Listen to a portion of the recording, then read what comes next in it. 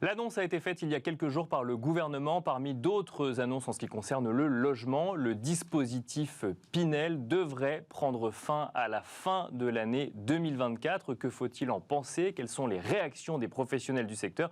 Nous en parlons tout de suite avec Arnaud Groussac qui est en duplex avec nous. Bonjour Arnaud Groussac. Bonjour Nicolas. Alors merci d'être avec nous. Vous êtes président fondateur de Patrimoine Store. Ce dispositif Pinel prendra donc fin à la fin de l'année 2024, c'est ce qui a été annoncé.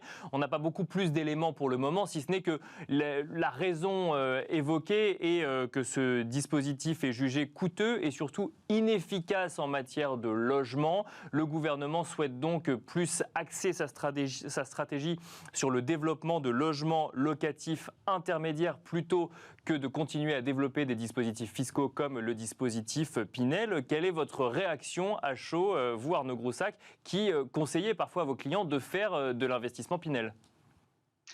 Oui, alors exactement, on conseille et effectivement la réaction elle est double. La première, pour faire très simple, c'est tout sauf une surprise parce qu'on sait que le gouvernement travaille sur ça, à dérentabiliser le Pinel depuis quelques années, notamment avec les mutations de l'an dernier. Et la deuxième réaction, c'est une erreur grave de jugement que fait le gouvernement aujourd'hui parce qu'il occulte derrière la loi Pinel et de manière plus large le logement, il occulte la réalité sociale. Or, si on analyse le marché, si on analyse la loi Pinel et si on analyse les problématiques aujourd'hui qu'ont les gens sur le marché de l'immobilier, quelles sont-ils? C'est problématique de se loger et de trouver des locations, donc un manque d'offres, problématique de prix de loyer, puisqu'on voit que beaucoup de mairies mettent en place des systèmes très opaques ou très difficiles d'application de plafonnement des loyers dans l'ancien et donc du coup crée finalement ce blocage. Et la loi Pinel jusqu'à présent répondait à tous ces objectifs-là, c'est-à-dire de créer de l'offre et d'avoir des logements qui, il faut le rappeler, sont avec des plafonds de loyer. C'est le parti pris et le jeu que joue l'investisseur en contrepartie du gain fiscal. Et donc les locataires peuvent avoir des loyers modérés aux dernières normes énergétiques. Donc au final, ce qui est totalement occulté, c'est cette réalité-là. Et ça ne faire qu'empirer la problématique profonde et grave de manque de logement, et notamment dans les zones tendues. Alors, pour autant, Arnaud Groussac, l'argument du gouvernement... Alors, effectivement, on précise quand même, Arnaud Groussac, ce que c'est le dispositif Pinel, pour ceux qui ne connaîtraient pas. Donc, un investisseur achète un bien immobilier dans une zone considérée comme tendue, donc où il y a une demande de logement et peut-être pas suffisamment d'acquisition immobilière. On parle de biens neufs qui sont acquis avec un gain fiscal ensuite sur sa déclaration de revenus en contrepartie du fait de mettre ce bien en location sur une durée qui peut aller donc de 6 à 12 ans à un loyer modéré. Le gouvernement dit que c'est inefficace en matière de logement. Comment comprendre cet argument, Arnaud Groussac ? Non, alors ça c'est vraiment un argument purement politique. La vraie raison derrière, c'est baisser à tout prix les niches fiscales. Ça, c'est pas d'aujourd'hui, ça n'est pas que sur la loi Pinel, on le voit apparaître. Là aujourd'hui, maintenant, le nouveau débat, c'est réguler encore plus fort les locations Airbnb. Donc on voit que l'immobilier dans sa globalité doit subir une réduction de niche fiscale. La vraie raison, elle est là. Après, il faut bien habiller la mariée parce qu'il faut bien faire passer la pilule à l'ensemble des acteurs du marché, que ça aille du promoteur jusqu'aux commercialisateurs comme nous, mais aussi jusqu'aux locataires, parce que clairement aujourd'hui, la loi Pinel est loin d'être inefficace pour les gens qui se logent dedans. Et petite précision aussi par rapport à ce que vous avez très bien expliqué sur la loi Pinel, c'est que ça ne peut être loué qu'à titre de résidence principale. Bien sûr. Vous ne pouvez pas faire de meublé, vous ne pouvez pas faire d'Airbnb, donc ça contribue vraiment à loger des gens qui ont besoin de logement. Et comme les personnes qui louent de la loi Pinel doivent respecter des plafonds de ressources, on peut quand même considérer que cette loi avait une vraie vertu sociale et que du coup, c'était finalement un effort tripartite entre le propriétaire, l'État et le locataire et que tout le monde se retrouvait autour de ce fonctionnement-là. Alors, le dispositif Pinel, donc on parle de logement neuf, effectivement, a été souvent utilisé justement en matière de logement neuf en France, mais subit un certain nombre d'attaques. On se souvient qu'il y a quelques mois, alors ces attaques venaient de l'Assemblée nationale cette fois-ci, et estimaient que la valorisation des biens n'était peut-être pas forcément corrélée à la réalité du marché immobilier. Si on se place du point de vue investisseur maintenant, Arnaud Groussac, que faut-il penser du Pinel sur les 2 ans qui restent finalement aux investisseurs qui seraient intéressés par ce type de dispositif ? Alors, il y a deux choses dans la valeur du bien qu'il faut comprendre. La première, c'est que effectivement, alors petite ici aussi idée reçue, le Pinel concerne le neuf, mais aussi dans certains cas du réhabilité. Mais peu importe, parlons du neuf qui est 95% de l'offre aujourd'hui. Le neuf subit de plein fouet aussi l'augmentation des normes. Donc dans le coût, il faut en prendre en compte. Il faut le prendre en compte et il faut arriver à comprendre cette équation-là. Parce qu'aujourd'hui, un promoteur, si vous voulez que sur un programme immobilier, il y ait de l'investisseur et de l'accession à la propriété, pour que le promoteur il obtienne la garantie financière d'achèvement, c'est-à-dire qu'on puisse aller au bout du projet. Or aujourd'hui, quelqu'un qui achète pour y vivre, jamais ou très rarement, il se positionne 2 ans avant la livraison. Donc vous avez toujours la première partie de commercialisation qui est faite auprès des investisseurs et la deuxième partie qui est faite auprès des primo-accédants, ce qu'on appelle les primo-accédants.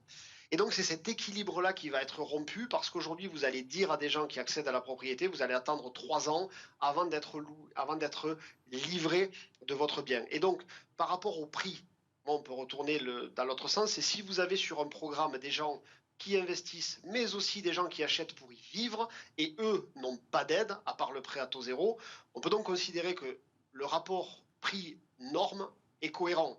Aujourd'hui, qu'est-ce qu'il faut attendre pour répondre à votre question sur les 2 ans de la loi Pinel?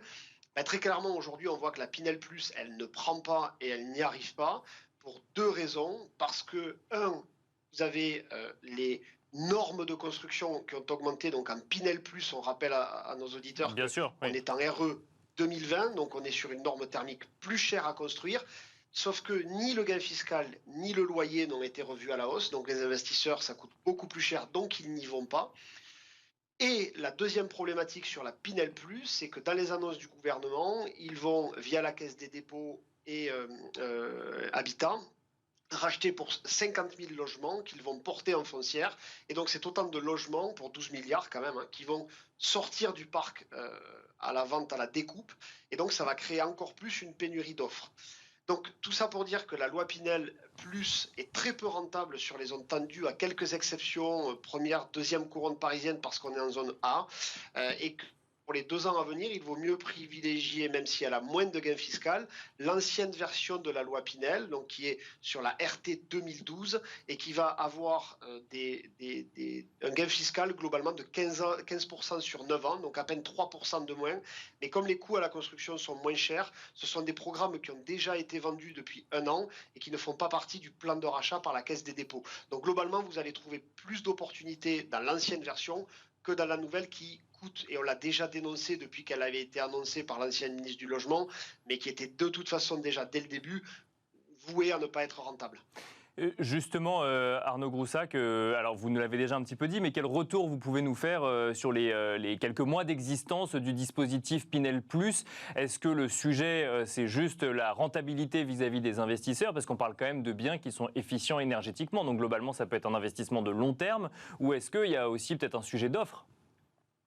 Alors vous avez les deux, le sujet d'offre, effectivement, les promoteurs aujourd'hui, vu les faibles volumes de commercialisation, ne sortent plus les programmes.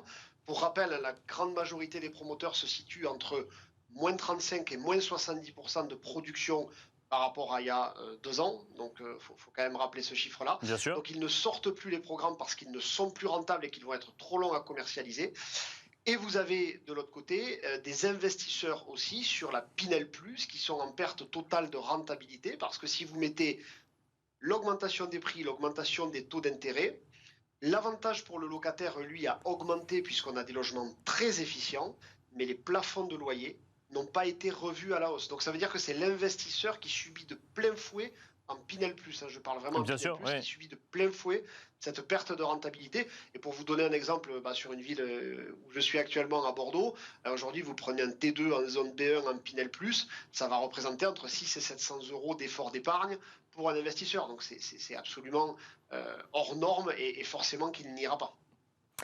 Pour conclure, Arnaud Groussac, quelles questions faut-il se poser si l'on reste intéressé par le dispositif Pinel remis en avant du coup par la fin de ce dispositif prévu par le gouvernement? Quelles sont les questions qu'il faut se poser pour minimiser le risque de faire une mauvaise opération?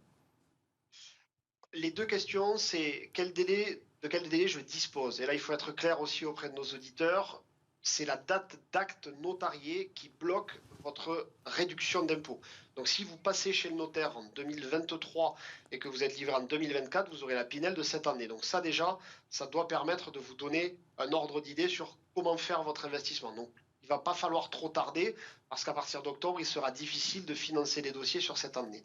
Et la deuxième chose, c'est d'être curieux sur l'offre à disposition et de ne pas acheter forcément la dernière norme énergétique qui coûte très cher et de surtout bien se renseigner. Alors nous, on décrypte tout ça pour nos clients, mais notamment à quel stade de commercialisation on en est, parce que si vous arrivez le jour de la sortie du programme, il y a fort à parier que vous allez attendre déjà un long moment avant de passer chez le notaire et que vous risquez de subir des retards parce que les volumes de commercialisation sont très très bas aujourd'hui. Voilà, donc soyez encore plus, on va dire, intéressés ou curieux que vous ne pouviez l'être il y a 2 ans parce que les volumes, le peu d'offres fait qu'aujourd'hui, il peut y avoir des effets un peu pervers à investir sans regarder. Et puis, vous pouvez avoir aussi des offres un peu alternatives, j'en parlais tout à l'heure, comme le Pinel réhabilité, où nous, on en a de temps en temps sur des petits projets qui, eux, sont beaucoup moins impactés par les problèmes de rentabilité parce que le gros œuvre étant déjà existant, il n'y a que le second œuvre qui est impacté. Donc voilà, c'est vraiment ce que j'ai envie de faire passer aux clients. La Pinel, elle est toujours rentable si vous la faites bien au bon endroit et que vous choisissez bien votre programme. Mais attention, soyez beaucoup plus vigilants sur des petits détails auxquels on ne prêtait pas attention avant, notamment les rythmes de commercialisation. Merci beaucoup Arnaud Groussac de nous avoir accompagnés donc à distance dans Smart Patrimoine. Je rappelle que vous êtes président et fondateur de Patrimoine Store. Et quant à nous, on se retrouve tout de suite dans Enjeu Patrimoine.